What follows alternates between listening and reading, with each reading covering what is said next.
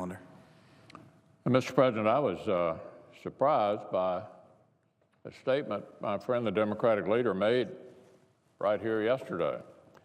I'm glad he came back to the floor to correct himself, though. I think we all appreciated the Democratic leader making clear that Republicans did not, let me repeat, did not insist on 60-vote thresholds for either of President Obama's two first-term Supreme Court nominees. Did not. We thank the Democratic leader for clearing that up. His statement also reminds us that both of the Supreme Court justices President Clinton nominated got straight up or down votes as well. There's no reason someone like Judge Gorsuch, who's received widespread acclaim from both sides of the aisle, should be treated differently now. When he was nominated to his current seat on the Court of Appeals, Judge Gorsuch received the American Bar Association's highest possible rating, unanimously well qualified. At his confirmation hearing, no one had a single negative word to say about him, not a single negative word. At his confirmation vote, no one cast a negative vote against him, not then Senator Obama, not then Senators Clinton, Biden, or Kennedy, and not my good friend Senator Schumer either. Judge Gorsuch was confirmed in exceptionally fast time for a Court of Appeals nominee, just 2 months. So you have to wonder, if this nominee was so non-controversial in 2006 that a roll call vote wasn't even required, what could possibly have changed since to justify threats of extraordinary treatment now? What's happened in the last 10 years?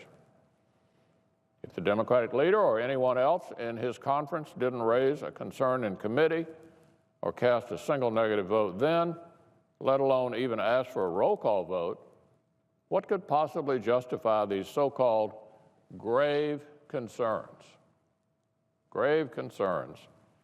he claims to have now?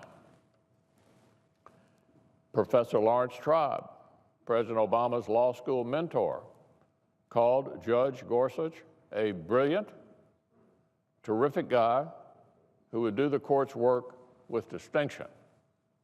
This is Lawrence Tribe, the president's constitutional law professor, one of the best-known liberal professors in the country. Neil Katyal, President Obama's top Supreme Court lawyer, lauded Judge Gorsuch as one of the most thoughtful and brilliant judges to have served our nation over the last century. Mr. President, over the last century. That's President Obama's Supreme Court lawyer. The left-leaning Denver Post recently highlighted Judge Gorsuch's reputation as, quote, a brilliant legal mind, end quote, who applies the law fairly and consistently. And I'm happy to report we've even been assured by liberal talk show host Rachel Maddow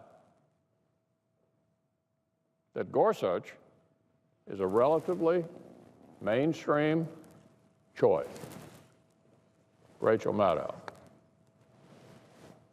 Turns out, in the years since Judge Gorsuch's unopposed Senate confirmation, he's shown himself to be the very kind of judge everyone hoped he'd be.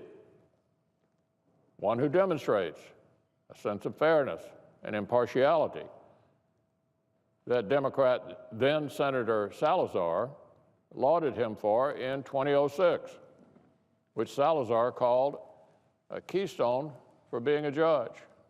That was a Democratic senator from Colorado when he was confirmed in 2006. That was Judge Neil Gorsuch's reputation back then, and it is his richly deserved reputation still, as those in both parties who've known and worked with him continue to tell us.